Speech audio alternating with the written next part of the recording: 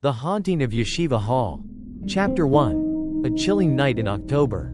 It was the night of October 31st Street, 1986, Halloween night, in the small, insular community of Long Beach, New York. The air was crisp, and a heavy mist curled around the base of the yeshiva dormitory, lending the place an eerie, foreboding atmosphere. Most of the local kids were out trick-or-treating, their laughter and excited shouts echoing through the empty streets. But the students of Yeshiva Torah Vodath High School remained inside, heads bent over their books, lost in deep study and prayer. One student, however, would not survive the night. Chaim Weiss was just 15 years old, a bright and promising young scholar with an insatiable thirst for knowledge. Though quiet and reserved, his classmates respected him for his intelligence and dedication. That evening, Chaim had seemed his usual self, diligently reading through the Torah, his brow furrowed in concentration.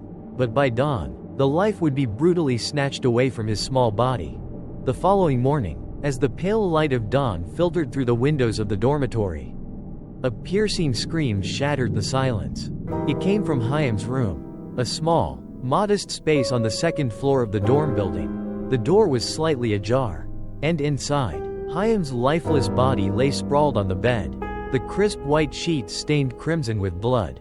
His head had been savagely struck multiple times, his skull fractured, the blows precise and unrelenting. But it was the other details, the strange, unsettling elements, that would haunt those who found him. The window in his room, which had been firmly shut the night before, was now open wide, letting in the chilling morning breeze. His bed had been moved, shifted a few inches away from its usual position, and on the windowsill, someone had placed a small candle, its flame flickering weakly in the wind. Rabbi Cohen, the head of the yeshiva, stood frozen in shock, his eyes wide with horror as he took in the scene. Who could have done this? And why? Chaim was well-liked, a good boy, devout and obedient. What reason would anyone have to harm him so brutally? The police were summoned immediately, and soon, the school was swarming with officers, their voices low and grave as they began to piece together the events of the previous night. But from the very beginning, it was clear that this was no ordinary murder. Chapter 2. A Sinister Ritual. Detective Michael O'Shea had seen a lot in his 20 years on the force. But something about this case set his nerves on edge. As he stepped into the small, dimly lit dorm room, his sharp eyes took in every detail: the blood splatter, the open window, the eerie placement of the candle. "Strange, isn't it?" murmured Officer Jacobs, his partner, who stood by the doorway, arms crossed, almost like some kind of ritual. O'Shea nodded slowly. The window, the candle, it all seemed deliberate, almost calculated. And then there was the matter of the bed. Why had it been moved? He crouched down, inspecting the floor beneath the frame. The dust had been disturbed, as if the bed had been shifted ever so slightly. But why? What purpose could it serve? He turned to Rabbi Cohen, who hovered anxiously by the door, his face pale and drawn. "Rabbi, does any of this mean something? The open window, the candle, is it part of some kind of religious rite?" The rabbi hesitated, his gaze flickering uncertainly. "In the Jewish faith," he began slowly, "there are certain customs, rituals, associated with death. One of them involves opening a window to allow the soul to leave the room. And the candle, it's a way of honoring the deceased, a light to guide them to the afterlife." O'Shea frowned, the hairs on the back of his neck standing on end. "So, what are you saying? The killer knew these customs?" Rabbi Cohen swallowed hard. "It would seem so. Yes. Whoever did this, they weren't just killing Chaim. They were performing some kind of ritual." The detective's mind raced. A ritualistic murder, committed with knowledge of Jewish funeral rites? It was unheard of. But what made it worse, what made his skin crawl, was the implication that the killer wasn't just trying to kill Chaim. They were trying to control his spirit. Chapter 3. The Empty Hallways. As the investigation continued, the students and staff of the yeshiva remained on edge. Fear spread like wildfire, whispers of the evil spirit that had come to claim one of their own. Chaim's friends were particularly shaken. He had been one of them, a boy with dreams, with a future. To see him lying there, so still, so violated, it was something they couldn't comprehend. Eli Rosenbaum, Chaim's closest friend, couldn't sleep at night. He would lie awake, staring up at the ceiling, his thoughts consumed by images of Chaim's broken body. There was something wrong about all of this.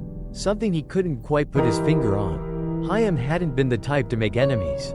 In fact, Eli couldn't think of a single person who would have a reason to hurt him. But the dormitory was full of secrets. Late at night, when the hallways were empty and the only sound was the creak of the old wooden floors, Eli would hear things, muffled voices, footsteps in rooms that should have been empty. And then there were the dreams. It started a few nights after the murder. Eli would wake up drenched in sweat, his heart pounding. The same image burned into his mind, Chaim, standing by the open window, staring out into the darkness. But it wasn't Chaim's face that looked back at him. It was something else, something twisted, something wrong. One night, unable to bear it any longer, Eli crept out of bed and made his way to Chaim's old room. The door was still sealed with police tape, but Eli pushed it open anyway, ignoring the warning in his gut. The room was cold, colder than it should have been, and the shadows seemed to stretch unnaturally long across the walls. And then he saw it. Scrawled on the wall, just above the headboard where Chaim had lain, was a single word, written in a dark, sticky substance. Sheol. Eli's blood ran cold. Sheol, an ancient Hebrew word, one that meant the underworld, the place where souls were trapped, forever wandering in darkness. Chapter 4. The Silent Witness. The police were baffled. No fingerprints, no signs of forced entry, no witnesses. It was as if the killer had vanished into thin air. But Eli couldn't shake the feeling that there was something, or someone, they were missing. There was only one person who might know more, Yitzhak, the reclusive janitor who had worked at the yeshiva for over 40 years. He was a strange man, always keeping to himself, rarely speaking, but he had been there that night. Eli was sure of it. It took days of cajoling, of pleading. But finally, Yitzhak agreed to meet with Eli in secret. They met in the small storage room behind the synagogue, the air thick with the scent of dust and old wood. "What do you know, Yitzhak?" Eli demanded, his voice trembling with desperation. "What happened to Chaim?" The old man's eyes were hollow, his face lined with deep wrinkles. "You shouldn't ask such things, boy," he murmured, his voice barely audible. "There are forces in this world, things better left alone." "What are you talking about?" Eli insisted. "Please, if you know something." Chaim was marked, Yitzhak whispered, marked for something beyond our understanding. The thing that came for him, it wasn't human. Eli stared at the old man, his heart pounding. "What do you mean? What was it?" But Yitzhak only shook his head. "I can't say. I won't. But if you want to find out the truth, go to the basement. There's something there, something hidden." More chapters to come. Min say teep tuk viet them noi ban muon doc them noi dung kua kao choyan. Noi dung ne ko the v fam chin sak su dung kua chung toi. Chung toi ko hu sai kong?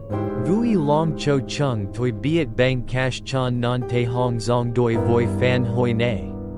Eli's pulse raced as he left the storage room. The basement? The students rarely ventured down there.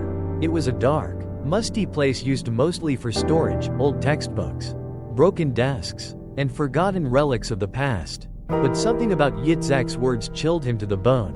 Marked for something beyond our understanding. What had happened to Chaim? What could be hiding in the basement of a yeshiva?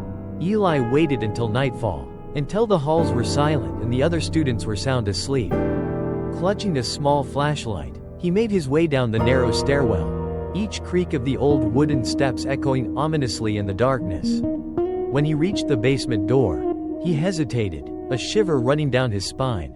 Then, taking a deep breath, he pushed it open. The basement was exactly as he remembered, cramped, filled with dusty old boxes and cobwebs that hung from the ceiling like gossamer threads.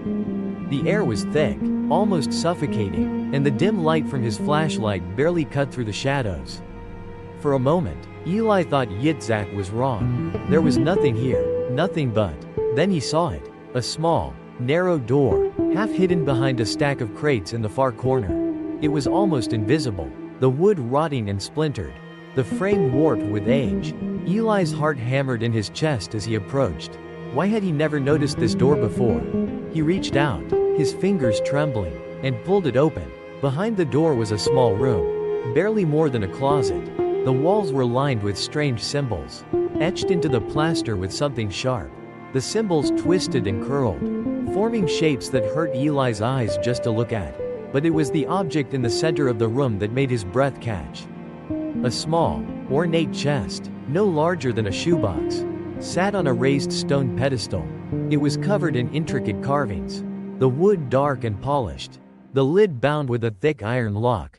Eli swallowed hard. This was what Yitzhak had been hiding. This was what he had feared. Slowly, his hands shaking, Eli reached out and touched the lid. The moment his fingers brushed the wood, the room seemed to shift. The air grew colder, and a low, whispering sound filled his ears, voices, murmuring in a language he couldn't understand. Eli's skin prickled with fear, and he yanked his hand back, his heart pounding. What was this place? What was this thing? Chapter 5. A Darkness Unleashed. Eli stumbled back, his gaze locked on the chest. The whispers grew louder, swirling around him like a storm, the symbols on the walls seeming to writhe and twist in the dim light. For a moment, he thought he saw something, a dark shadow moving just out of sight. A flicker of movement in the corner of his eye. And then, the lid of the chest began to tremble. No, no, no, no, Eli whispered, backing away, but it was too late. With a soft click, the lock snapped open, and the lid creaked slowly upward. Inside, there was nothing but darkness, deep, impenetrable darkness, as if the very essence of night had been trapped within the wooden box. The whispers grew louder, more insistent, the air crackling with a malevolent energy. Then, something began to rise from the darkness. It was a shape, a figure, its form twisting and undulating as if it were made of smoke. Eli froze, terror gripping him like a vice. The figure had no face, no features, just a mass of shadows that shifted and writhed, its presence filling the small room with an overwhelming sense of dread. And then it spoke. "You should not have come here." The voice was a low, guttural rasp, echoing in Eli's mind. He gasped, stumbling back, his flashlight slipping from his grasp and clattering to the floor. The darkness pressed in around him, the figure looming ever closer. Who are you?" Eli stammered, his voice barely a whisper. "I am the one who waits," the figure murmured, "the one who watches. And now, you belong to me." Eli felt a cold hand grip his heart, a wave of icy fear washing over him. "No," he choked out. "No, But the figure only laughed, a sound that sent shivers down his spine. Chaim was only the beginning. There are others, many others, and you will be next." With a sudden, violent movement, the figure lunged forward. Eli screamed, throwing himself backward, but the darkness closed in around him, pulling him into its cold, suffocating embrace. The whispers grew louder, deafening, the symbols on the walls glowing with a sickly green light. And then, just as suddenly, everything went silent. Eli found himself on the floor of the basement, gasping for breath, the small room empty and still. The chest was gone, the strange symbols faded into nothingness. He looked around wildly, his heart racing. What had just happened? Had it been real, or just some horrible nightmare? But then he noticed the small mark on his wrist, a dark, twisted symbol, burned into his skin, the same symbol that had been etched into the walls. Chapter 6. The Ritual of the Marked. Eli fled the basement, his mind reeling. What was happening to him? What had that thing been? And what did it mean by others? He knew he had to find Yitzhak.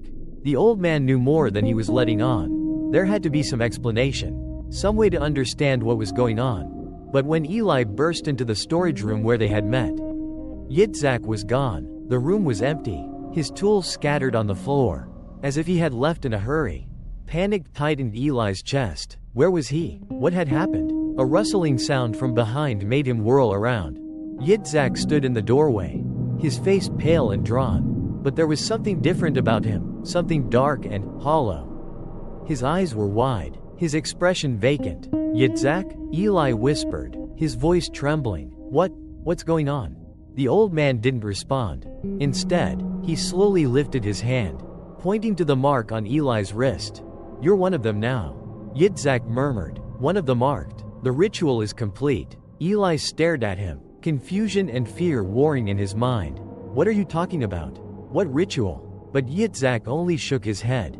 "You need to leave. Leave this place. Leave now, before it's too late." Before Eli could respond, Yitzhak turned and disappeared into the shadows, leaving Eli alone in the empty room. Chapter 7. The Final Confrontation. Determined to find answers, Eli plunged back into his research, poring over ancient texts and obscure religious manuscripts. The symbol on his wrist, the whispers, the shadowy figure, it all pointed to one thing: an ancient demon, one that fed on fear and despair, a creature known only as the Shadim. According to legend, the Shadim could only be summoned through a specific ritual, a ritual that involved the sacrifice of an innocent soul. Chaim had been the first. And now, with the mark on his wrist, Eli realized the horrible truth. He was to be the next. But he wouldn't go down without a fight. Min say tip tuk viet them noi ban muon hon tanton bo kao choin ne. Eli knew that if he didn't act fast, he would end up just like Chaim, another lifeless body, another soul claimed by the darkness. But why him? Why Chaim? What connected them? He pored through every scrap of information he could find in the yeshiva's library, searching for anything that could shed light on the Shadim. Days blurred into nights, and Eli found himself losing track of time, his mind racing with fragments of lore and old Hebrew texts. But the more he read, the more pieces started to fall into place. The Shadim were ancient creatures, spirits of chaos and shadow that fed on the fear of the living. They thrived in the spaces between worlds, preying on those who were weak or lost, and they could be bound, controlled, by those who knew their secrets. But there was more. According to the texts, the Shadim were particularly drawn to places of learning, schools, temples, places where knowledge and power intersected, and those with a keen mind, a sharp intellect, were especially susceptible to their influence. Eli's heart sank as he realized what it all meant. Chaim hadn't been killed at random. He had been chosen. The demon, or whatever it was, had marked him as a vessel, a gateway to something far darker. And now, Eli was marked, too. But there was something else, a ritual, an ancient rite that could sever the bond between the Shadim and its victims.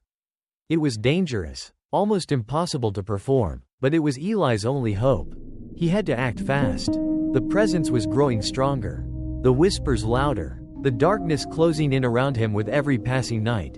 If he didn't do something soon, he would lose himself completely. Chapter 8. Gathering the Pieces. Eli had always been a good student, focused, disciplined, determined, but now, he channeled every ounce of that discipline into a single purpose: surviving. He had to find the items needed for the ritual, had to draw the circle, had to say the words in perfect sequence. One mistake, and he would be lost forever. But there was a problem. One of the items, the most crucial one, was hidden deep in the archives beneath the yeshiva. A place sealed off for decades. The Key of Solomon, an ancient amulet said to hold the power to banish the darkest of spirits. Without it, the ritual would be useless. The archives were off limits, guarded by heavy locks and spells of protection. But Eli had come too far to turn back now. Under cover of darkness, he slipped down the winding staircase that led to the basement, his footsteps muffled by the thick stone walls. The door to the archives loomed before him, its iron frame etched with symbols of warding. Eli took a deep breath, his hands shaking as he fumbled with the lockpicks he had borrowed from Yitzhak's abandoned storage room. He wasn't a thief, had never even thought of breaking a rule before. But tonight, everything was different. The lock clicked open with a soft snick, and the door swung inward. The air inside was thick with dust, the darkness almost palpable. Shelves lined the walls, crammed with ancient books and scrolls, their pages brittle with age. But Eli ignored them, his gaze fixed on a small pedestal in the center of the room. There, resting on a simple wooden stand, was the Key of Solomon. It was smaller than he had imagined, no larger than a child's fist, made of dull bronze, its surface inscribed with symbols that seemed to glow faintly in the dim light. Eli reached out, his fingers brushing the cold metal. And then, the whispers began. They flooded his mind, a torrent of voices, each one more urgent, more desperate than the last. Don't touch it, it's not meant for you. Turn back, while you still can. But Eli didn't turn back. He couldn't. With a trembling hand, he lifted the amulet from its stand. The whispers turned into screams. Chapter 9. The ritual begins. Eli raced back to his dorm room, his heart hammering in his chest. He could feel the darkness closing in around him, could sense the presence of the Shadim. Watching, waiting, the mark on his wrist burned, the pain sharp and relentless, as if the creature were clawing its way into his very soul.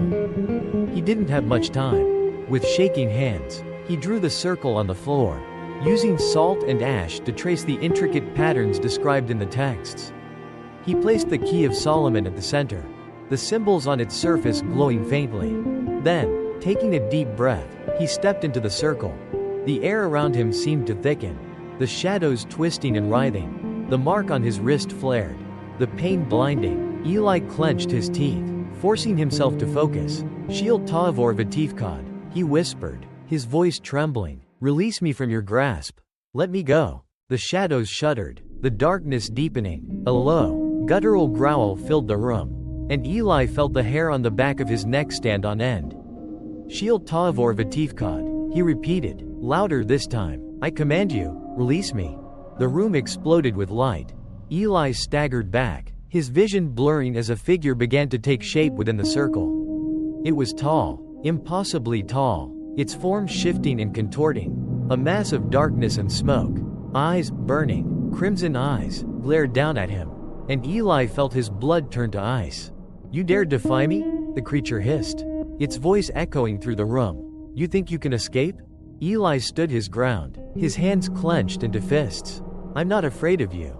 The demon laughed, a harsh, grating sound that sent shivers down his spine. But you are. I can taste it. The fear, the despair. You're just like him, just like Chaim. Eli's heart lurched. What did you do to him? The creature leaned closer, its gaze piercing. I took what was mine, his soul, his essence, and now, I will take yours. No, Eli shouted, raising the Key of Solomon. The amulet flared with light, the symbols burning brightly against the darkness. You won't take me. For a moment, the demon hesitated. Then, with a snarl, it lunged forward. Eli cried out, the force of the impact knocking him to the floor.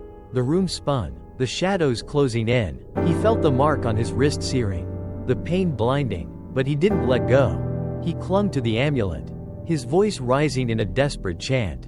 Shield Ta'avor Vatifkad, Shield Ta'avor Vatifkad. The creature screamed, its form twisting, writhing. The light from the amulet burned brighter and brighter, the symbols on the floor glowing with an otherworldly fire. And then, with a final, ear-splitting shriek, the darkness shattered. Chapter 10. The Aftermath. Eli woke to silence. He was lying on the floor of his dorm room, the circle of salt and ash still glowing faintly around him. The Key of Solomon rested in his hand, its surface cool and smooth. The mark on his wrist was gone.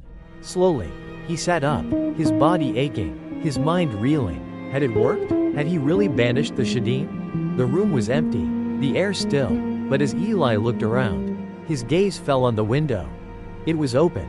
A soft breeze stirred the curtains, the faint scent of salt and sea drifting in from the ocean beyond. And in the distance, barely audible, he thought he heard it, a voice, whispering softly in the wind. Thank you, Eli. Eli's breath caught in his throat. Chaim? Was it really him? But the voice was gone, fading into the night. Eli closed his eyes, a single tear sliding down his cheek. Chaim was free, but Eli knew, deep down, that this wasn't over. The Shadim were still out there, still hunting, still waiting, and one day, they would come for him again. The story continues if you wish to read more chapters or expand on any part. Chapter 11. Shadows in the hallways.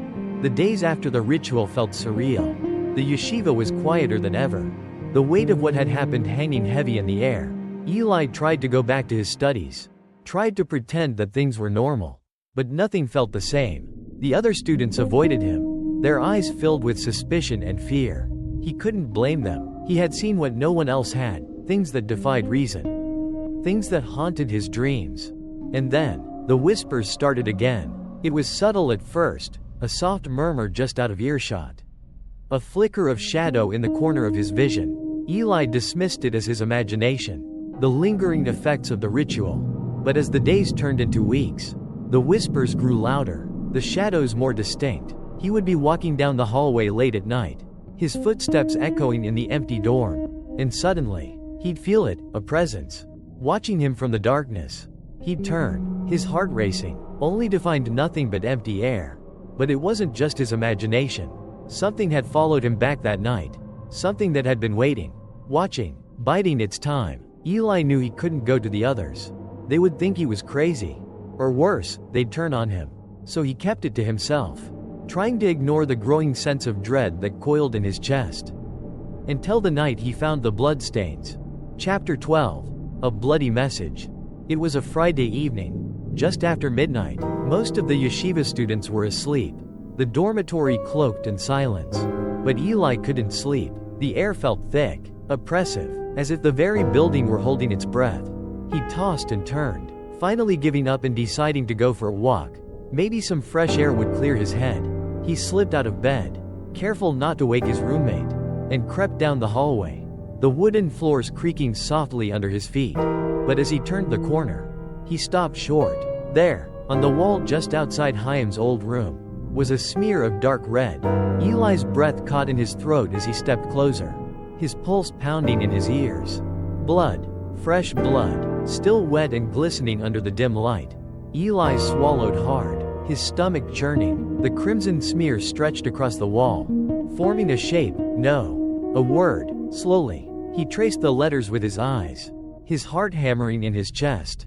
Shadim. Eli stumbled back, his mind racing. The Shadim, they were still here, still watching him. He had thought he was free, thought the ritual had severed the connection. But he was wrong. A soft rustling sound made him freeze. Eli turned slowly, his gaze sweeping the empty hallway. There was no one there, no sign of movement, but he could feel it, the presence. The cold, malevolent gaze boring into him from the shadows. And then, the lights went out. Panic surged through Eli as darkness swallowed the hallway. He spun around, searching for the source of the sound, his heart racing, and then he saw it. A figure, just a few feet away, shrouded in shadow. It was tall, impossibly tall, its form shifting and flickering like smoke. Eyes, burning, crimson eyes, glared at him from the darkness. And Eli felt a chill run down his spine. Eli, the figure hissed, its voice a low, guttural rasp that seemed to reverberate through the very walls. You thought you could escape me. Eli took a step back, his hands shaking. What do you want? The figure moved closer, its presence suffocating, the air thick with the stench of decay. Your soul, you belong to me. No, Eli whispered, shaking his head. I banished you. I broke the bond. The figure laughed, a harsh, grating sound that sent shivers down his spine. You cannot banish what you do not understand. I am bound to this place, bound to you, and I will have what is mine. Eli's mind raced. The key of Solomon, it had worked, but only partially. The ritual had severed the connection between the Shadim and his soul. But it hadn't banished the creature completely. It was still here, still trapped within the yeshiva, waiting for its chance. He had to finish what he started. He had to find a way to destroy it once and for all. But how? Chapter 13. The Forgotten Text. The answer, Eli realized, lay in the one place he hadn't thought to look, the forbidden texts hidden deep within the yeshiva's archives. He had heard whispers about them, ancient books, sealed away for centuries, containing knowledge too dangerous to be used. The rabbis guarded them fiercely, fearing the power they held. But Eli didn't have a choice. If he didn't find a way to destroy the Shadim, it would consume him, just as it had consumed Chaim. He waited until the dead of night, until the dormitory was silent and still. Then, with his flashlight tucked into his pocket, he made his way back to the basement. The door to the archives loomed before him, the wards etched into its surface glowing faintly in the darkness. Eli took a deep breath, his fingers trembling as he reached out and touched the handle. For a moment, nothing happened. Then, with a soft click, the wards faded, and the door swung open. The air inside was thick with dust, the smell of old parchment and ink filling his nostrils. Shelves lined the walls, crammed with books and scrolls, their pages yellowed with age. But Eli ignored them, his gaze fixed on a small, iron-bound chest in the corner of the room. This was it, the forbidden texts. He knelt down, his hands shaking as he pried open the chest. Inside were 3 books, their covers worn and faded, but it was the one on top that caught his eye. The Sefer HaRazim, the Book of Secrets. Eli swallowed hard, his fingers trembling as he lifted the book from the chest. The leather was cool and smooth under his touch, the symbols on its cover glowing faintly in the darkness. This was it, the knowledge he needed, the key to destroying the shrouded. Slowly, he opened the book, his eyes scanning the pages. The text was written in ancient Hebrew, the letters curling and twisting in strange, unfamiliar patterns. But as Eli read, a sense of clarity washed over him. The shrouded were bound to this world by a single object, a keystone. Hidden within the yeshiva, if he could find it, if he could destroy it, the creature would be banished forever. But the keystone was hidden deep within the yeshiva's foundations, buried beneath layers of stone and brick. It would take time and courage to find it, and the shrouded would do everything in its power to stop him. Chapter 14. Descent into Darkness. Armed with the knowledge from the Sefer HaRazim, Eli made his way to the lowest level of the yeshiva. The basement was cold and dark, the air thick with the smell of damp earth. Shadows clung to the walls, and the whispers, the ever-present whispers, grew louder with every step. He followed the instructions in the book, tracing the symbols of protection on the floor, his hands shaking as he whispered the ancient incantations. Slowly, the ground beneath him began to tremble, the stones shifting and cracking. And then, with a soft rumble, a hidden passageway opened before him. Eli took a deep breath, his heart pounding in his chest. This was it, the final confrontation. If he failed, he would be lost forever. But if he succeeded, he would finally be free. With a determined look, Eli stepped into the darkness. Chapter 15. The Final Battle. The passageway led to a small, underground chamber, its walls lined with ancient carvings. In the center of the room stood a single, black stone, the keystone. Its surface was smooth and polished, the symbols etched into its surface glowing faintly in the dim light. Eli took a step forward, his hands clenched into fists. This was it, the shrouded's presence filled the chamber, the air crackling with malevolent energy. "You will not win, Eli," the creature hissed, its voice a low, guttural snarl. "This is my domain." But Eli didn't back down. He raised the key of Solomon, the amulet glowing brightly in his hand. "Shield Ta'avor V'Tifkad," he shouted, his voice echoing through the chamber. "Release me," the shrouded screamed, its form twisting and contorting.